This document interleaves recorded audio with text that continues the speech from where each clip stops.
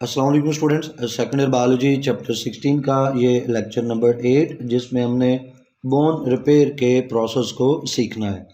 Learning outcome में भी यही पॉइंट मौजूद है कि सिंपल फ्रैक्चर्स के लिए जो बोन रिपेयर का प्रोसेस है उसे हमने डिस्क्राइब करना है। लेक्चर का आगाज़ लेते हैं ट्रीटमेंट ऑप्शन से कि बोन फ्रैक्चर्स के लिए कौन सा ट्रीटमेंट मौजूद है। स्टूडेंट्स, जो फ्रैक्चर है सिंपल हो या कम्प्लेक्स, उसको जिस मेथड से ट्रीट किया जाता है उसको रिडक्शन कहते हैं। आप इसके लिए टेक्निकल टर्म भी यूज़ कर सकते हैं। आप रिडक्शन को आर्थ्रोपैडिक सर्जरी भी कह सकते हैं। इसमें रिडक्शन में या आर्थ्रोपैडिक सर्जरी में करते क्या है कि बोन फ्रैक्चर के नतीजे में बोन के दो या दो से ज़्यादा जो फ्रैगमेंट्स बन गए हैं उनको अपनी जगह पे लाना है, उनको रीअलाइन करना है।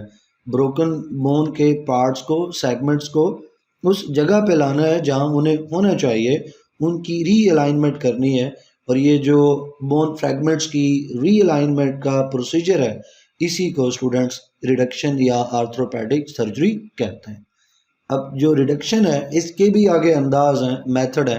डिपेंड करता है कि जो फ्रैक्चर है वो किस नोयत का है, सिंपल है या कम्प्लेक्स है। तो फ्रैक्चर की टाइप और कॉम्प्लिकेशन को देखते हुए जो रिडक्शन है वो अकॉर्डिंगली की जाती है, यानी जो सूट करता हो फ्रैक्चर के हिसाब से वही रिडक्शन का मेथड चूज़ किया जाता है। दो टाइप्स हैं, दो मेथड्स हैं रिडक्शन के। एक को क्लोज रिडक्शन और दूसरा जो है उसको ओपन रिडक्शन कहते हैं। जो पहला मेथड है रिडक्शन का वो क्लोज रिडक्शन। इसमें क्या होता है कि सिंपल फ्रैक्चर के लिए इस मेथड को इस्तेमाल करते हैं और आमतौर पे दो बड़े पीसेस होते हैं, फ्रैगमेंट्स होते हैं बोन के।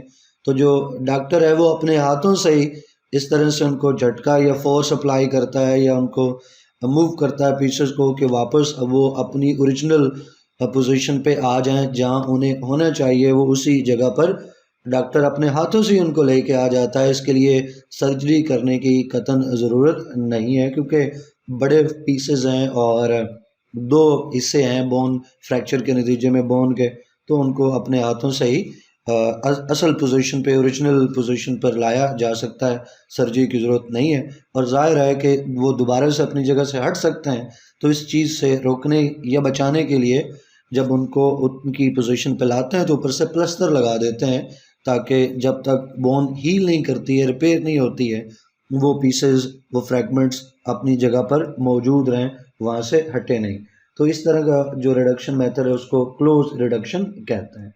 इसके बाद स्टूडेंट्स दूसरी जो टाइप है वो ओपन रिडक्शन है। इसको इंटरनल रिडक्शन भी कहते हैं और आमतौर पे ये कम्प्लेक्स जो फ्रैक्चर्स हैं उनके लिए इस्तेमाल किया जाता है ये मेथड। इसमें चूँकि बोन जो है उसके दो से ज़्यादा फ्रैक्चर्स पीसेस होते हैं फ्रैक्चर बोन के, और वो आमतौर पे छोटे पीसेस होते हैं। बगैर सर्जरी के उनको आपस में जोड़ना, उनकी असल जगह पे लाना मुमकिन नहीं होता।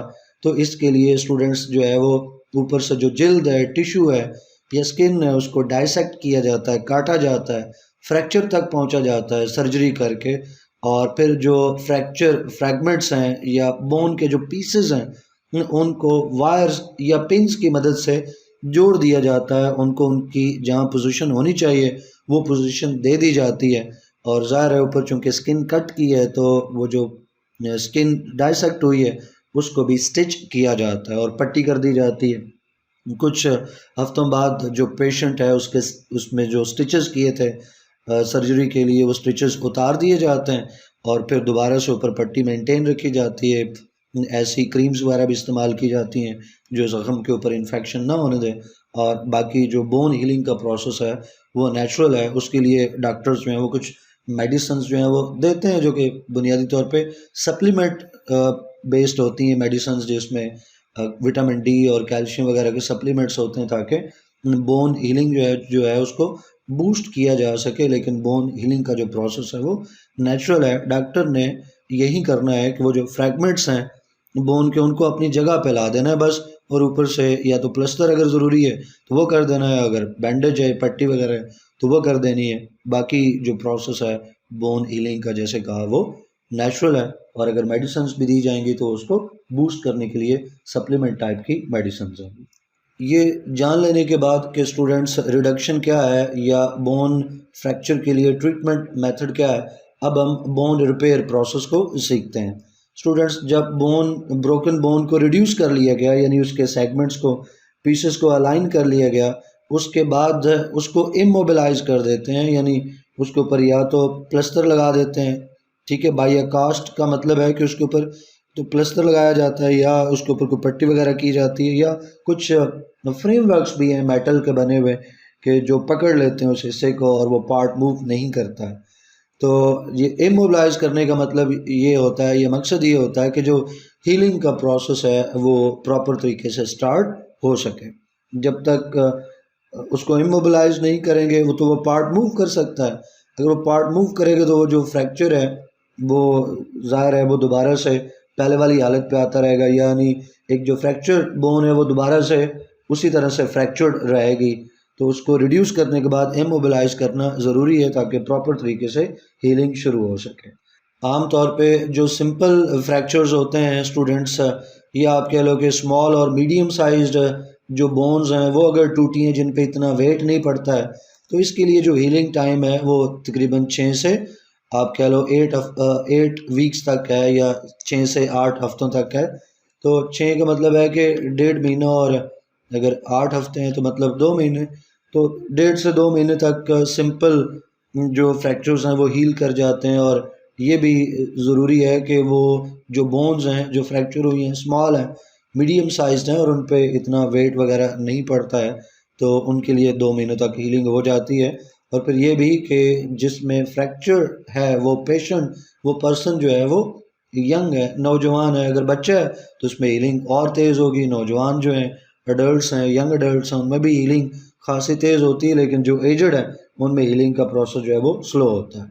तो अगर बोन बड़ी है, लार्ज है और वेट बेरिंग है, और ऊपर से वो किसी बुज़ुर्ग की या बड़े आदमी की हड्डी टूटी है, तो उसके लिए जो रिपेयरिंग का प्रोसेस है, या आप कह लो जो रिपेयरिंग के लिए टाइम है वो खासा लॉन्गर है। उसकी वजह ये है कि जो एजड लोग होते हैं उनमें जो सर्कुलेशन होती है, जो ब्लड सर्कुलेशन है वहाँ तक जहाँ डैमेज हुआ है वो इतनी अच्छी नहीं होती, पुअर होती है। एजिंग के साथ एजिंग जो है यानी बुढ़ापा, इसमें हमारी बॉडी के बहुत सारे प्रोसेसेस स्लो होते जाते हैं।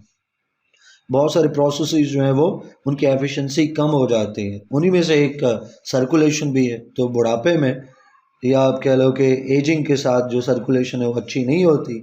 यही वजह है कि अगर किसी एजड शख्स की बोन फ्रैक्चर हो गई है तो उसके लिए, और फिर ऊपर से वो बड़ी बोन है और वेट बेरिंग बोन है, तो वो 1 साल और उससे ज़्यादा भी टाइम लग सकता है। स्टूडेंट्स, जो बोन रिपेयर का प्रोसेस है, अगर इसके स्टेजेस को देखें, इसके स्टेप्स को देखें, तो इसके 4 मेजर स्टेप्स हैं या 4 मेजर स्टेजेस हैं। पहले उनकी लिस्ट बना लेते हैं। पहली जो स्टेज है, स्टेप है, उसको हीमाटोमा फार्मेशन कहते हैं या क्लॉट फार्मेशन कहते हैं। अच्छा, यहाँ पे मैं आपको बता दूँ सीक्वेंस ज़रूरी है, और आपसे बोर्ड के पेपर में इसके ऊपर शॉर्ट क्वेश्चन या ख़ास तौर पे एमसीक्यू पूछा जा सकता है। सिर्फ सीक्वेंस बेस्ड आपको 4 ऑप्शंस दिए जाएंगे, जिसमें एक सीक्वेंस ठीक होगी, बाकी 3 सीक्वेंसेस जो ऑप्शंस है उसमें सीक्वेंस ख़राब होगी या गलत होगी, तो आपको करेक्ट सीक्वेंस जो है वो चूज़ करना होगी। इसलिए इस तरह की चीज़ों को सीक्वेंस के साथ याद किया करें। तो पहला स्टेप है हीमाटोमा या क्लॉट फार्मेशन। उसके बाद कैलस फार्मेशन है, या आप इसको फाइब्रोकार्टिलेजिनस कैलस फार्मेशन कह सकते हैं।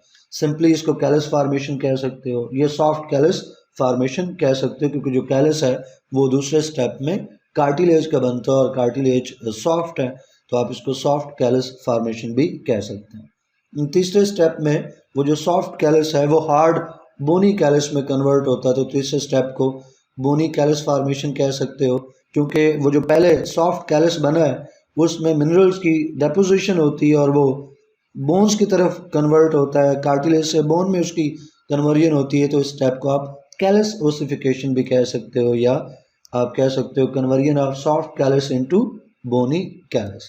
और फिर आखिरी चौथा जो स्टेप या स्टेज है वो बोन रीमॉडलिंग है, इसको भी लास्ट पे हम देखेंगे।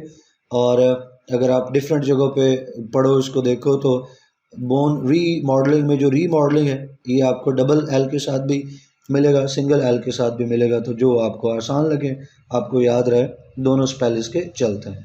स्टूडेंट्स, अब हमने इन चारों स्टेप्स को या स्टेजेस को वन बाय वन डिस्कस करना है। तो जो पहला स्टेप है वो हीमाटोमा या क्लॉट फॉर्मेशन है। होता क्या है कि जब बोन्स ब्रेक होती हैं तो उनके अंदर जो ब्लड वेसल्स हैं और जो सराउंडिंग टिश्यूज़ हैं वो भी ब्रेक हो जाते हैं। टॉम का मतलब है उनका रप्चर होना, ब्रेक होना। अब ब्लड वेसल्स जब रप्चर होंगी तो उनसे ब्लड लीक होगा और इसको हैमरेज हम कहेंगे। तो वो जो लीक ब्लड है, जो वहाँ पे जिस जगह फ्रैक्चर हुआ वहाँ की ब्लड वेसल्स जो रप्चर हुई है उनसे जो ब्लड लीक हुआ वो एक मैस ऑफ क्लॉटेड ब्लड में कन्वर्ट हो जाएगा, यानी वो लीक्ड ब्लड क्लॉट होगा और उसका एक वहाँ पे मैस बन जाएगा। उस मैस ऑफ क्लॉटेड ब्लड को हीमाटोमा कहते हैं। स्टूडेंट्स, अब चूंकि जिस जगह पे फ्रैक्चर हुआ उस जगह की ब्लड वेसल्स रप्चर हो चुकी तो वहाँ पे जो बोन सेल्स हैं उनको न्यूट्रिशन नहीं मिलेगी, जिसकी वजह से उनकी डेथ हो जाती है।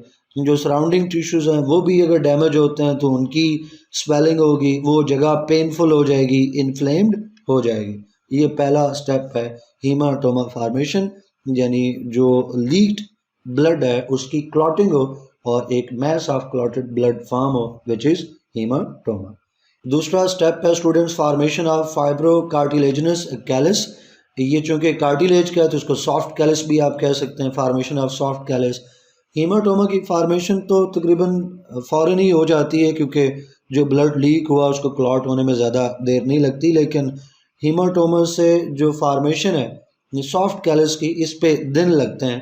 तो बोन फ्रैक्चर जब हुआ तो उसके बाद कुछ ही दिनों में जो सॉफ्ट ग्रैनुलेशन टिश्यू है उसकी फॉर्मेशन होना शुरू हो जाती है। सॉफ्ट ग्रैनुलेशन टिश्यू को आप सॉफ्ट कैलस बोल दो या आप कार्टिलेज कैलस बोल दो, एक ही बात है। तो बोन फ्रैक्चर के कुछ ही दिनों बाद जो है ये कैलस फॉर्मेशन शुरू हो जाती है। इसीलिए कोशिश की जाती है कि जो बोन है उसके जो पीसेस हैं उनको सीधा पहले किया जाए, रीअलाइन किया जाए। अगर रीअलाइन नहीं करते हैं तो वो टेढ़े मौजूद हैं फ्रैगमेंट्स, और जो बोन रिपेयरिंग का जब प्रोसेस शुरू होगा तो वो टेढ़े से फ्रैगमेंट्स हैं और वो टेढ़े ही जुड़ जाएंगे, फिर वो सीधे नहीं होंगे। तो रीअलाइनमेंट करना, रिडक्शन करना ज़रूरी है ताकि पीसेस सीधे रहें और बोन रिपेयरिंग जब शुरू हो तो वो बोन वैसी ही बने जैसे पहले हुआ करती थी फ्रैक्चर से पहले।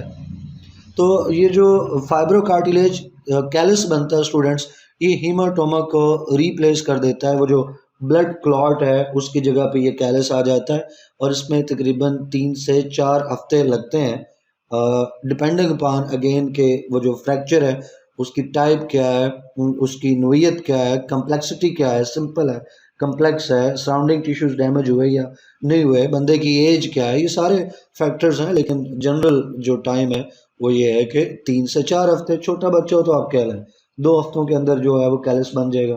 बुजुर्ग आदमी है तो 4 हफ्ते या इवन इससे ज़्यादा टाइम भी लग सकता है कैलस फार्मेशन में। अब ये जो कैलस फार्मेशन हो रही है, जो सॉफ्ट कैलस बन रहा है, इसमें कुछ फर्दर हम स्टेप्स बनाएंगे। पहले तो ये है कि जहाँ पे वो फ्रैक्चर हुआ था तो वहाँ जो डेड सेल्स हैं, जो डेब्रिस है, उसको क्लीन अप किया जाए। तो इसके लिए जो कैपिलरीज हैं, एक जगह जहाँ फ्रैक्चर हुआ था वहाँ की तो ब्लड वेसल्स रप्चर हो चुकी, ब्रेक हो चुकी, लेकिन उसके पीछे तो ब्लड कैपिलरीज मौजूद हैं, ब्लड वेसल्स मौजूद हैं। तो उसके पीछे और सराउंडिंग में जो कैपिलरीज हैं वो ग्रो करेंगी और जहाँ हीमाटोमा मौजूद है उस हीमाटोमा के अंदर पेनिट्रेट करती हैं, वहाँ तक वो कैपिलरीज पहुँचती हैं। और ये ज़रूरी है कैपिलरीज का वहाँ पहुँचना, क्योंकि कैपिलरीज पहुँचेंगी वहाँ पे तो ही मैक्रोफेजेस वहाँ पे पहुँच सकेंगे, फैगोसाइटिक सेल्स वहाँ पहुँचेंगे, न्यूट्रिएंट्स पहुँचेंगे वहाँ पे और रिपेयरिंग का प्रोसेस जो है वो बूस्ट हो सकेगा। तो कैपिलरीज हीमाटोमा तक पहुँचती हैं और उन्हीं कैपिलरीज से जो फैगोसाइटिक सेल्स हैं वो निकल के इन्वेड करते हैं, पहुँचते हैं उस एरिया में जहाँ फ्रैक्चर हुआ, और वहाँ पे जो डेब्रिस है, डेड सेल्स हैं, वो फैगोसाइटिक सेल्स उनको ईट अप कर जाते हैं या उनको खा जाते हैं, उनको रिमूव कर देते हैं। उसके बाद जो है जो कैलस फार्मेशन है वो शुरू हो जाती है। एक्चुअल में कि जब फैगोसाइटिक सेल काम कर रहे हैं, वो डेब्रिस को रिमूव कर रहे हैं, उसी वक्त साथ ये नहीं है कि पहले डेब्रिस रिमूव होगा फिर साथ दूसरे सेल्स काम करेंगे, नहीं, सारे सेल्स मिलकर काम करें। फैगोसाइटिक सेल्स अपना काम करें, डेब्रिस रिमूव करें, और जो बाकी फाइब्रोक्लास्ट हैं जिन्होंने वहाँ कार्टिलेज का जो कैलस है उसकी फार्मेशन को इनिशिएट करना है, वो फाइब्रोब्लास्ट सेल्स भी पहुंचते हैं, ओस्टियोब्लास्ट सेल्स भी पहुंचते हैं, ये भी उस फ्रैक्चर साइट पे पहुंच के तो जो कैलस फार्मेशन है उसको इनिशिएट करते हैं, स्टार्ट करते हैं। तो ये सारा काम एक साथ ही हो रहा है, यानी रिमूवल ऑफ डेब्रिस और फार्मेशन ऑफ कैलस ये साथ साथ हो रहा है। तो जो फाइब्रोब्लास्ट और ओस्टियोब्लास्ट हैं स्टूडेंट्स, ये जो न्यू बोन है उसकी आप उसकी सिंथेसिस को इनिशिएट करेंगे, या आप कह लो कि जो बोन टूट गई ख़राब हो गई उसकी रिकंस्ट्रक्शन को इनिशिएट करेंगे। अब इसमें किसका क्या रोल है? फैगोसाइटिक या मैक्रोफेजेस का तो ऊपर हमने जिक्र किया, डेब्रिस को रिमूव करेंगे। फाइब्रोब्लास्ट क्या करते हैं?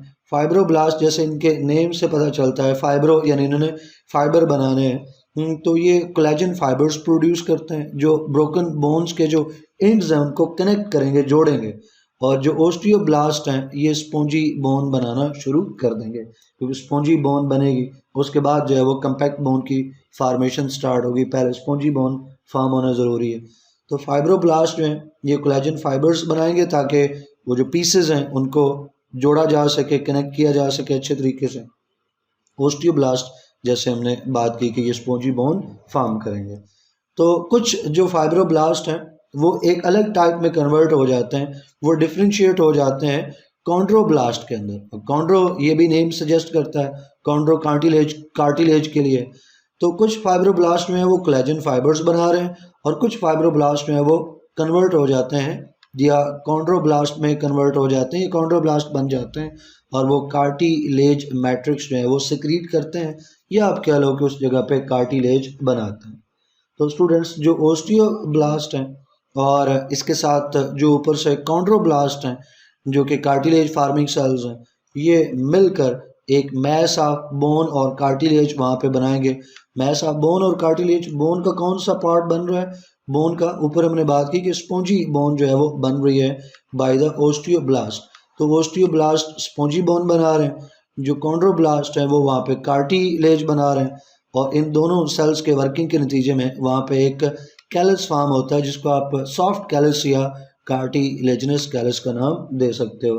तो जो एरिया ब्रेक हुआ था, साइट ऑफ फ्रैक्चर है, वहाँ पे ये कैलस फॉर्मेशन इनिशिएट हुई और वहीं पे कंप्लीट होती है। तो बाद में क्या है कि जो स्टूडेंट्स जो क्लॉट बना था, हीमाटोमा बना था, ब्लड क्लॉट पहले स्टेप में, उसकी जगह पे एंड पे वो कैलस जो है वो मुकम्मल तौर पे आ जाता है, वो डेब्रिस और हीमाटोमा मुकम्मल तौर पे रिमूव हो गया और उसकी जगह पे अब एक सॉफ्ट कार्टिलेजिनस कैलस मौजूद है at the end of second stage. उसके बाद थर्ड स्टेज है। थर्ड स्टेज में जो सेकंड स्टेज में आप कह लो कार्टिलेजिनस या सॉफ्ट कैलस बना है, अब उसने कन्वर्ट होना है बोनी कैलस में, और इसके लिए हम यूँ भी कह सकते हैं कि ये बोन प्रॉपर जो बोन फार्मेशन है उसकी तरफ जा रहा है, ये कम्पैक्ट बोन इसमें बनेगी, तो आप इसको कैलस ओसिफिकेशन भी कह सकते हैं।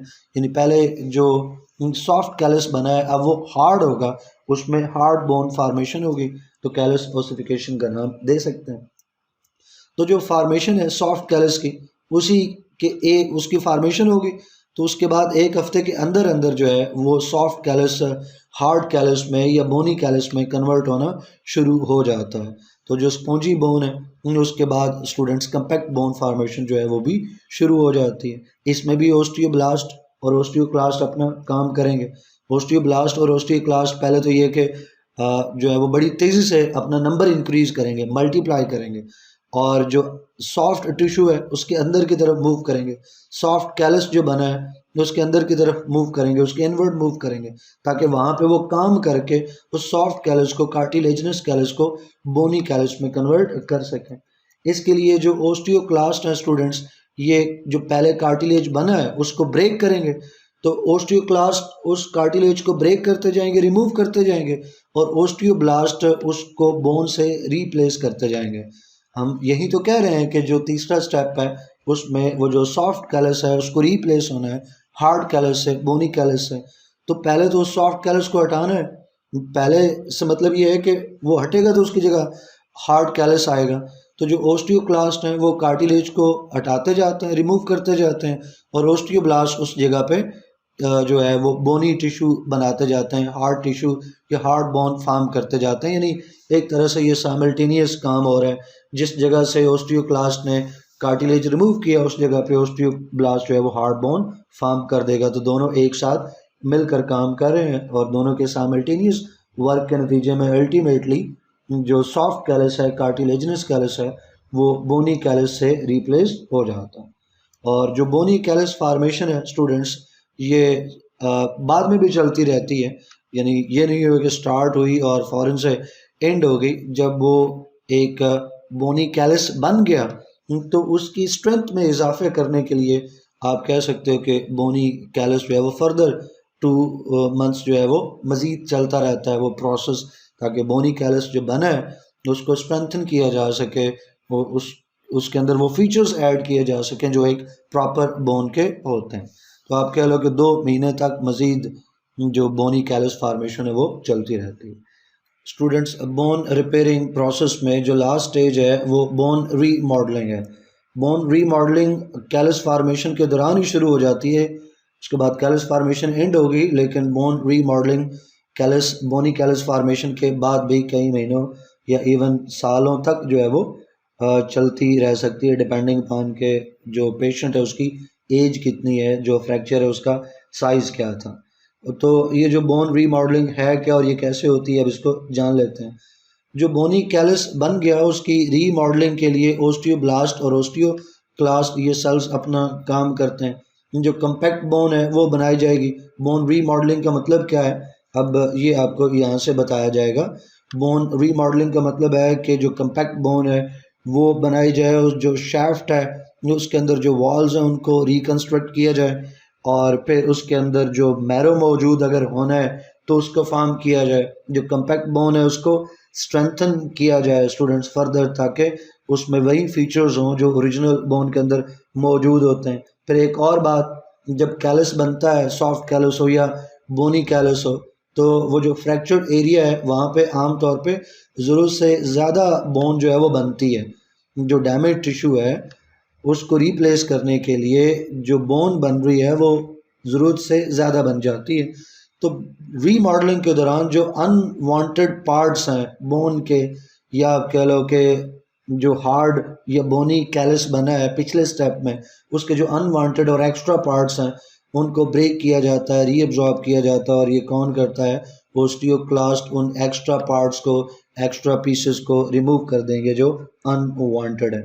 और जो ओरिजिनल बोन है जब रीमॉडलिंग हो जाती है तो ओरिजिनल बोन को एक साथ साथ रखो, उसका एक्सरे, और जो रीमॉडल्ड बोन है उसको सामने रखो, तो दोनों का एक्सरे जो है वो फ़र्क नहीं कर सकता है कि ये फ्रैक्चर कौन सी है और अनफ्रैक्चर कौन सी थी।